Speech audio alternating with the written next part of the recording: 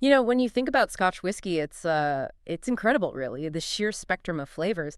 But what's truly fascinating, I think, is when you find that huge diversity coming from just one place, a single distillery, creating wildly different experiences. It's like finding two completely distinct personalities from one source. Exactly. It's quite something. So today we're doing a deep dive into exactly that kind of place. The Tobermory Distillery on the really picturesque Isle of Mull. We're going to explore its dual identity. We've got the unpeated Tobermory and then the heavily peated Ledaig. Two sides of the same coin. Right. And our mission really is to uncover the story behind this unique distillery, understand what makes these two whiskeys so different, and, appreciate why they both stand out. And that idea, the fact that one distillery consistently makes both high-quality peated and unpeated single malts. Well, that's more significant than you might first think. Well, it's not just clever marketing, right? It points to a real depth of craftsmanship. Think about the planning involved.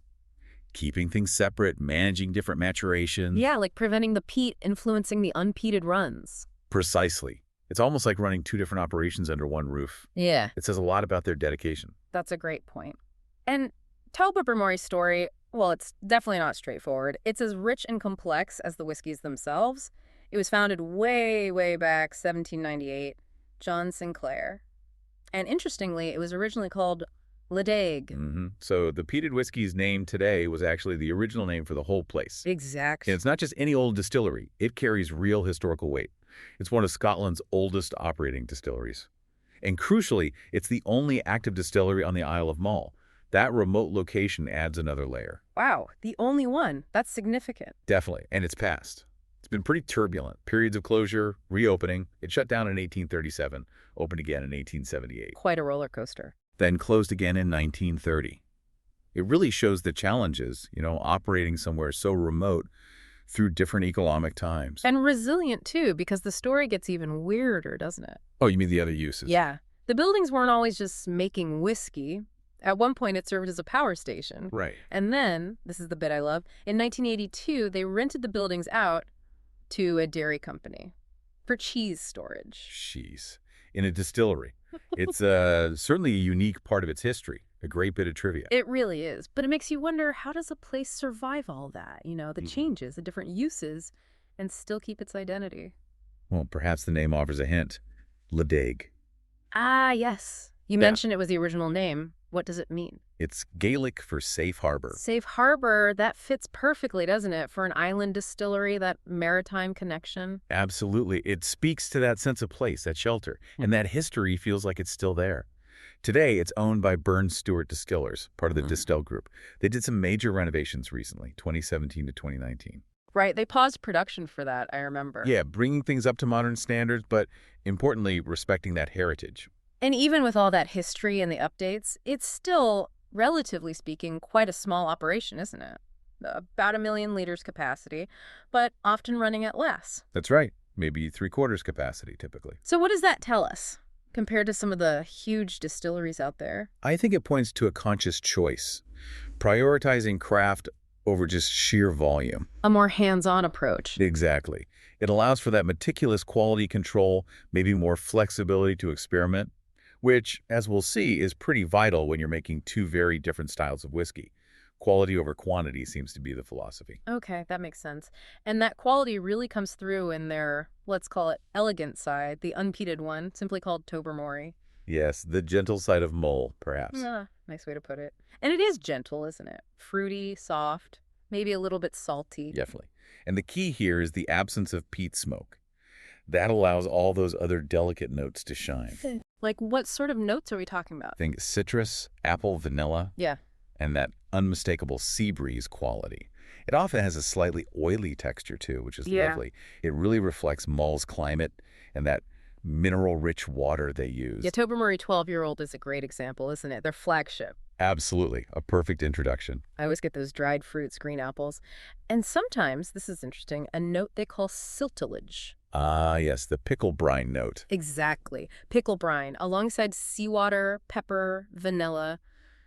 It sounds a bit strange, pickle brine and whiskey, but it works. It does. It sounds odd, but it often translates to a kind of mineral, slightly savory edge that actually integrates beautifully with the fruitiness. It adds complexity. And they present it unchill filtered and natural color. Why is that important here? Well, not chill filtering means they leave in all the natural oils and fatty acids, the esters.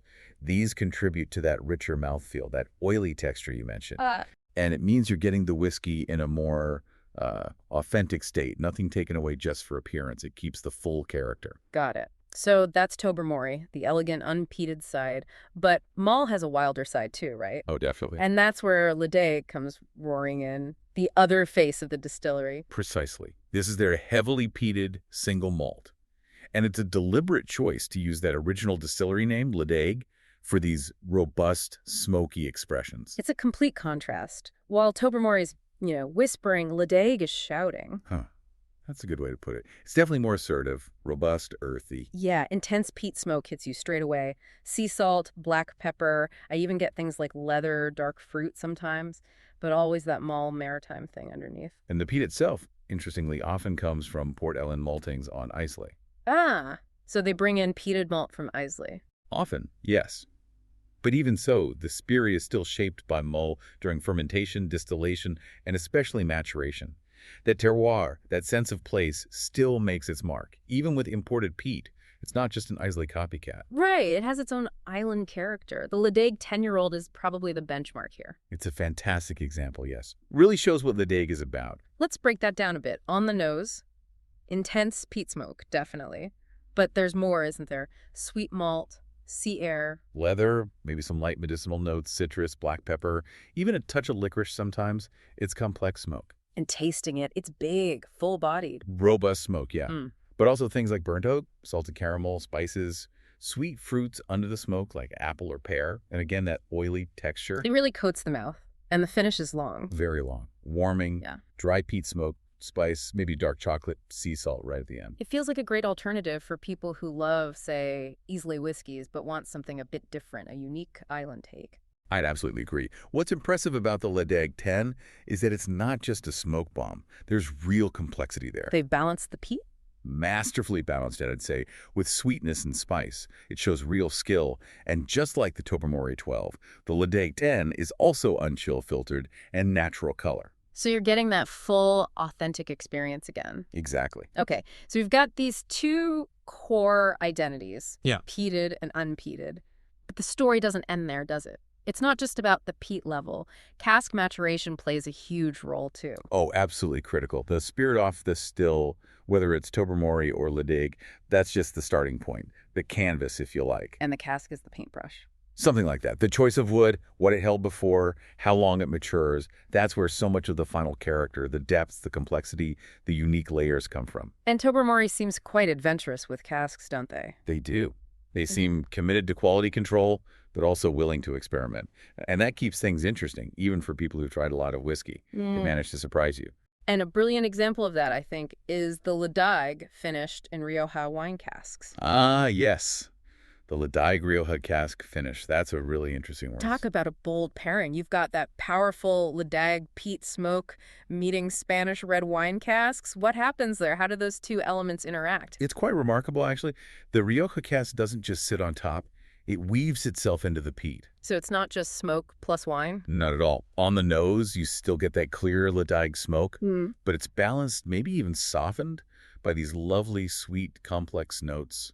Ripe dark berries, blackcurrant, cherry definitely come through. From the Rioja. Exactly. Plus vanilla, maybe some dark chocolate, spicy oak, those distinct winey notes underneath it all. And on the palate.